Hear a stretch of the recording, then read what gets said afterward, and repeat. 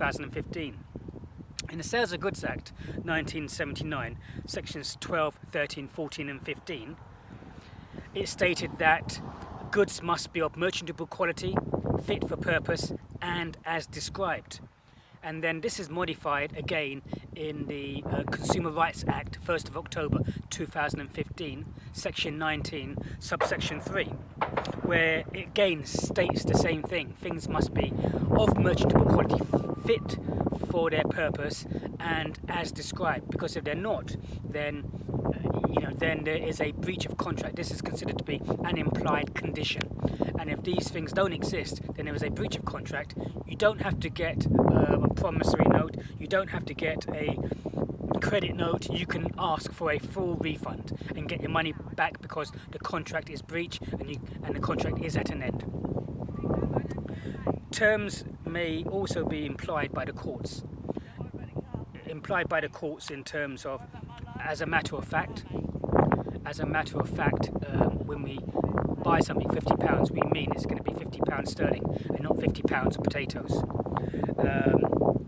As a matter of law, there was a case where Hutton versus Warren, 1836. No. As a matter of law, in the scene for Liverpool City Council versus Irving 1977, where the council had a right, it was an implied condition for the people staying and living on the flats to have the communal area and living area neat and tidy and well looked after by the council. And this was an implied condition of entering into that contract between the residents and the council. And there are also customary terms as well.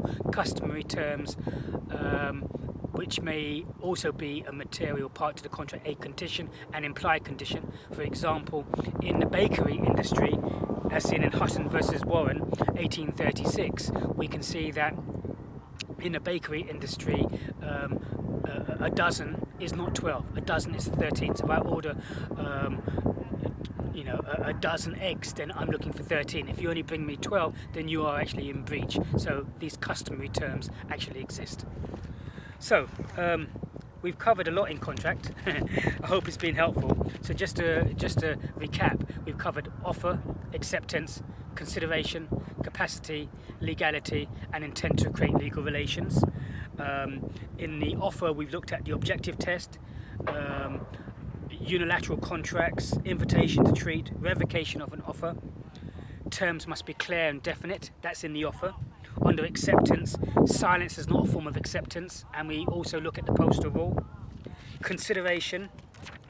When we look at consideration, look at executory consideration in the future, and executed consideration that has already taken place. And then, within consideration, various things, consideration need not be adequate. Past consideration is not sufficient, it's insufficient. Past consideration insufficient. Performance of an existing duty is not adequate consideration, but exceeding the performance of an existing duty can be deemed to be seen as consideration for another contract. We looked at capacity of the right mind and the right age, and then we looked at intention to create legal relations. Balfour versus Balfour, domestic agreements, you can't enter into contracts, but there are exceptions to the rule. Social agreements, you won't enter into contracts, and also we've seen areas where there are examples of intention to create legal relations in the business and commercial agreements. So that's contract, but then I said look at the terms and conditions. The difference between a condition and a warranty, and look at exclusion clauses. Exclusion clauses as regards to if these exclusion clauses are actually fair, because just because they're there, it doesn't actually mean that they're fair. They have to be as clear as mud.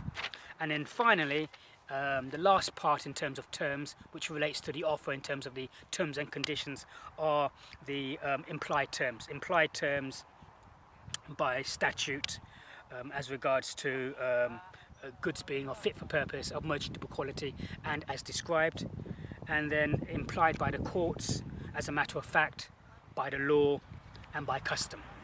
So that's just a little bit more detail in terms of contract law. So all these areas, so you can see why not all these areas were covered, because it would take far too much time to cover these areas in class and then to continue with the lessons on schedule with meeting the deadlines. Okay, so that's all today from Mr. Tan with contract law. What I do want to show you now is, I'm going to pull this up.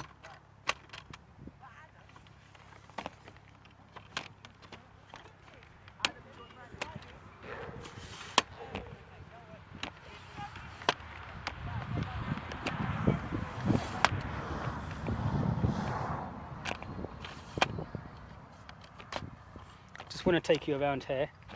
I'm going to take you around here on my shoulder whilst I'm having my strawberries and cream. Oh, these strawberries are so nice.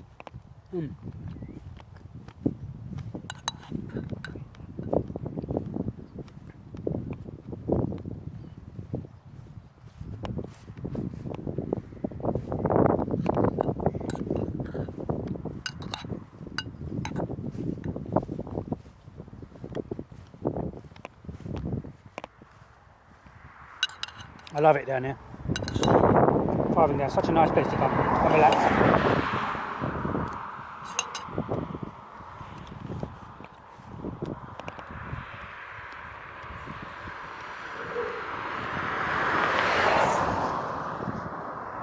People are driving pretty fast down here.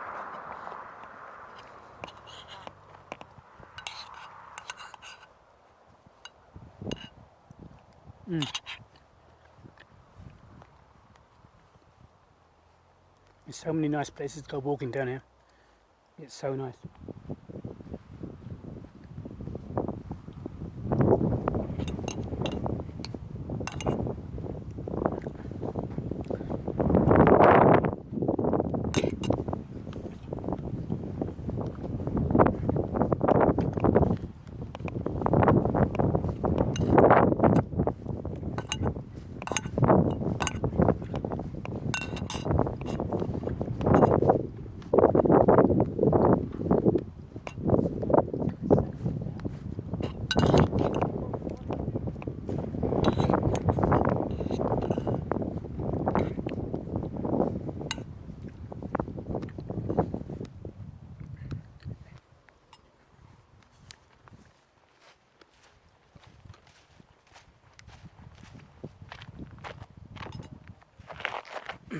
So,